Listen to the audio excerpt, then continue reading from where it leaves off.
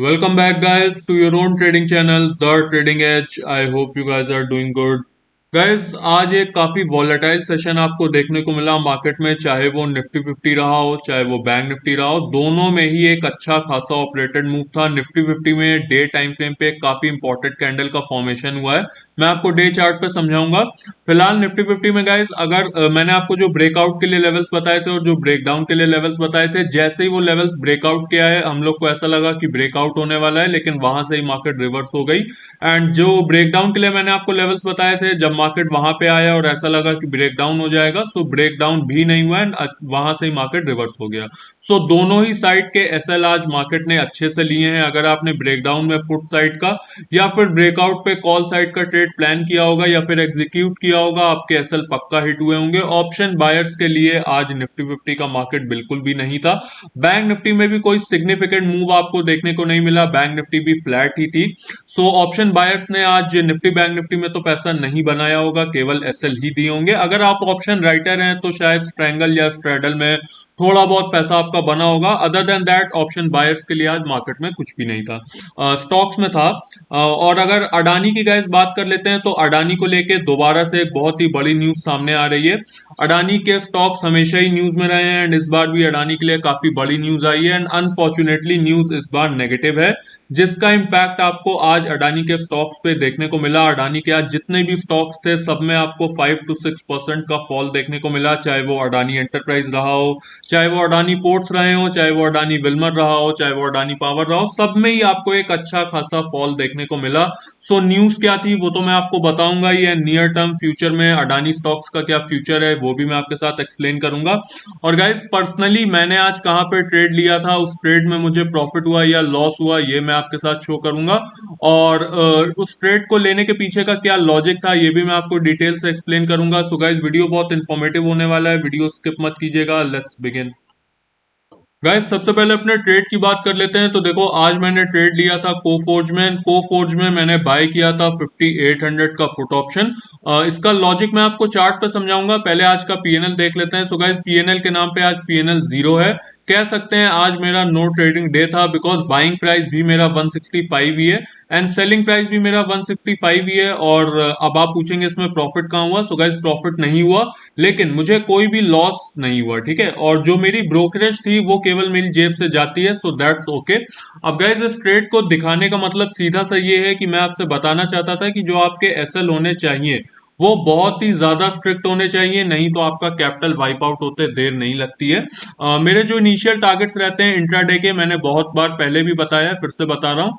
Intraday के मेरे targets हमेशा 10 to 15% के रहते हैं और इस ट्रेड ने मुझे 5% के प्रॉफिट दिए भी थे। और गाइस जैसे इसने 5% के प्रॉफिट दिए, मेरा जो एसएल था शिफ्ट होके सीधा बाइंग प्राइस पे आ गया, लेकिन वहां से ही आपको एक इंस्टेंट रिवर्सल देखने को मिला, मैं आपको चार्ट पे भी समझाऊंगा। एंड मेरा एसएल हिट हो गया, लेकिन मेरा एसएल बाइंग प्राइस पे था, सो मुझे कोई भी लॉस नहीं हुआ एंड मैं केवल ब्रोकरेज देके बाहर आ गया। अब गाइस इसका लॉजिक समझ लेते हैं हम लोग चार्ट पे। अब गाइस ट्रेड के लॉजिक की बात की जाए तो देखो कोफोर्ज का चार्ट है, 3 मिनट का टाइम फ्रेम है। गाइस देखो 3 मिनट के टाइम फ्रेम पे आप देखेंगे एक बड़ा गैप डाउन मूव। और यूजुअली मैं आपको बता दूं जितने भी गैप अप या गैप डाउन होते हैं उनको मैं ट्रेड नहीं करता हूं, लेकिन इस गैप डाउन ये गैप डाउन थोड़ा सा डिफरेंट था। इस गैप डाउन में मुझे और वीकनेस दिखाई दी और जो इसका इंपॉर्टेंट सपोर्ट था यानी कि 5850 का वो लेवल भी इंटैक्ट था। सो जब तक 5850 का लेवल ब्रेक ना होता तब तक मैं कोई भी पुट साइड की पोजीशन ना लेता। सो जैसे ही गाइज यहाँ पे आके स्टॉक ने कंसोलिडेशन किया और इस कैंडल पे ब्रेक दिया, मैंने इसी कैंडल पे एंट्री ली और ये यहां तक आया भी जहां पे 5% के टारगेट अचीव हो गए थे, लेकिन मेरा एसएल यहां पे आके लग गया।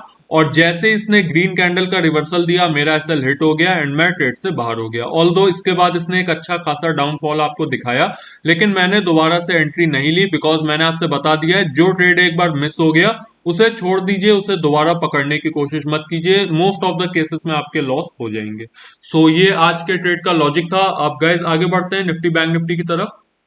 गाइज निफ्टी बैंक निफ्टी के लेवल से पहले हम लोग वो देख लेते हैं कि अडानी को लेके कौन सी न्यूज सामने आ रही है। सो गाइज गौतम अडानी जी के ऊपर यूएस की किसी कंपनी ने एलिगेशंस लगाए हैं कि उनकी कुछ कंपनीज ने इंडियन ऑफिशियल्स को ब्राइब दी है फॉर एक्वायरिंग सम प्रोजेक्ट्स। यानी कि गौतम अडानी जी की कुछ कंपनीज ने इंडियन ऑफिशियल्स को पैसे दिए हैं कुछ प्रोजेक्ट्स हासिल करने के लिए। लेकिन गाइज मैं आपको बता दूं इस बात का कोई भी प्रूफ अभी सामने नहीं आया है। इनफैक्ट खुद अडानी जी ने ऐसा स्टेटमेंट दिया है कि मुझे इस बारे में कोई भी जानकारी नहीं है, ना ही मेरे मैनेजमेंट को ऐसी कोई जानकारी है और इस बारे में पूरी जांच की जाएगी। अब गाइज ये तो बात हो गई न्यूज की। अब मैं आपको अपना वर्डिक्ट दे देता हूं स्टॉक्स के ऊपर। गाइज देखो मेरे हिसाब से ये केवल अभी न्यूज है और न्यूज से ज्यादा ये अभी रूमर है। ठीक है, इस बात का ना ही कोई प्रूफ है। इनफैक्ट मैनेजमेंट भी इस बात को डिनाई कर रहा है। ठीक है, और अगर अडानी के स्टॉक्स के फ्यूचर की बात की जाए तो गाइज देखो फ्यूचर मैंने आपको बता दिया है कि अडानी के स्टॉक्स काफी ज्यादा वॉलेटाइल हैं। अडानी के स्टॉक्स में 10% का अपसाइड और 15% का डाउनसाइड बहुत ही नॉर्मल चीजें हैं। और अगर आप इस तरीके की वॉलेटिलिटी हैंडल नहीं कर सकते हैं अपने पोर्टफोलियो में, अडानी स्टॉक्स आपके लिए नहीं है। और ये मैं ऐसा क्यों कह रहा हूं गाइज, देखो 3 साल से मैं 3 साल से अडानी के स्टॉक्स में इन्वेस्टेड हूं और अडानी के स्टॉक्स ने मुझे अच्छे खासे रिटर्न्स बना के दिए हैं। सो इस केवल न्यूज के बेसिस पे मैं अपना अडानी का स्टॉक कोई भी सेल नहीं करूंगा। ठीक है, सो ये न्यूज मेरे लिए तो वर्थलेस है।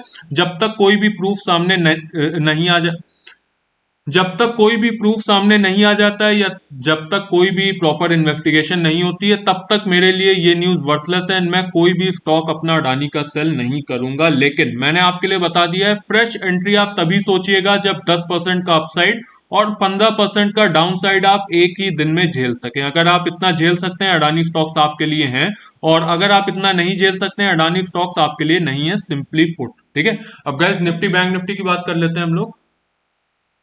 गाइस सबसे पहले निफ्टी फिफ्टी को हम लोग डे टाइम फ्रेम पे देख लेते हैं। सो गाइस देखो डे टाइम फ्रेम पे एक बहुत ही इंपॉर्टेंट कैंडल का फ्राइडे को फॉर्मेशन हुआ था इस कैंडल का, एंड इस कैंडल को हम लोग बोलते हैं इनसाइड कैंडल। जिन्हें नहीं पता इनसाइड कैंडल क्या होता है मैं ड्रॉ करके समझा देता हूँ। गाइस देखो ये कैंडल है, डजेंट मैटर रेड है ग्रीन है, ठीक है, एंड इसके बाद जो कैंडल फॉर्म होगा वो कैंडल इस कैंडल के अंदर ही फॉर्म होगा। यानी कि वो इसके लो से भी छोटा होगा एंड इसके हाई से भी छोटा होगा। सो इस कैंडल को हम लोग बोलते हैं इनसाइड कैंडल।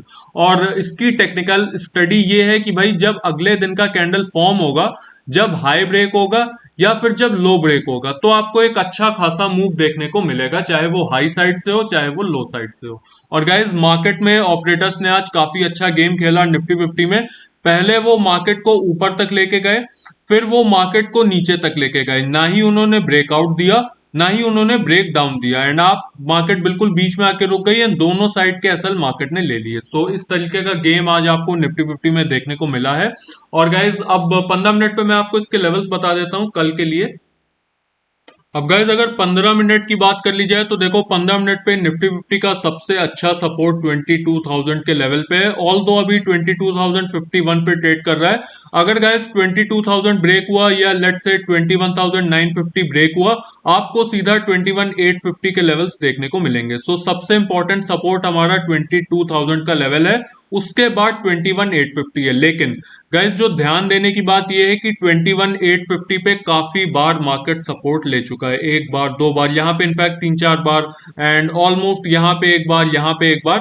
सो गाइज मैंने आपको बताया है जब कोई लेवल बार बार टेस्ट होता है वो लेवल हो जाता है वीक। ठीक है, और अगली बार जब उस लेवल पे मार्केट आता है और अगर सस्टेन नहीं हो पाता है, एक अच्छा खासा आपको फॉल देखने को मिल सकता है 21,850 के लेवल से, क्योंकि इस लेवल पे काफी बार मार्केट सपोर्ट ले चुका है। एंड इस बार अगर सपोर्ट सस्टेन नहीं हुआ, आपको सीधा लेवल्स देखने को मिलेंगे 21,700 के, या वी कैन से दैट 21,650 के, क्योंकि बीच में कोई भी ऐसा मेजर सपोर्ट देखने को नहीं मिल रहा है। सो 21,850 का लेवल, ठीक है, 22,051 पे ट्रेड कर रहा है। सो 22,000 तो हो सकता है कल ब्रेक हो जाए, लेकिन जब तक 21,850 ब्रेक नहीं होता तब तक कोई भी सेलिंग की पोजीशन आपको नहीं लेनी है निफ्टी फिफ्टी में। और गाइस अगर 21,850 ब्रेक हो गया और सस्टेन हो गया, आपको सीधा 21,650 के लेवल्स देखने को मिलेंगे।